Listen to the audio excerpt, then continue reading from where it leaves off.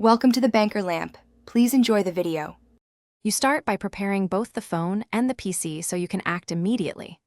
On the phone, open Developer Options and confirm any OEM unlock or debugging toggles.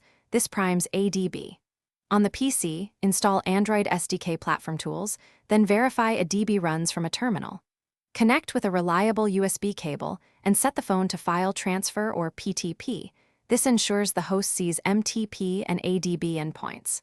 Once done, list devices with a DB devices to confirm a connection. If a DB is authorized, you can reboot to bootloader. Run a DB reboot bootloader and follow along. If not, use the device key combo to force bootloader or recovery, because those modes let you use fastboot or a recovery shell to enable debugging.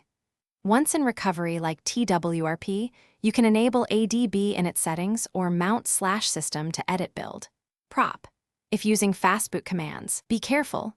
Fastboot OEM unlock will wipe data on many devices, so make sure you accept that outcome before. From the PC, use a DB shell or a recovery shell to change the system property that enables ADB, for example, set persist. Service. A DB, enable to one or edit build.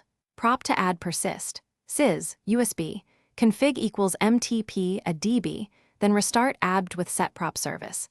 A DB, root 1 and stop abt, start abt to apply changes.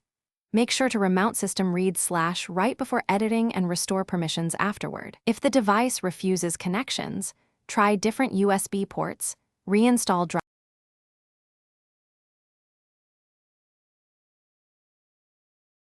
Thanks for watching. If this was helpful, leave a like and consider subscribing. See you next time.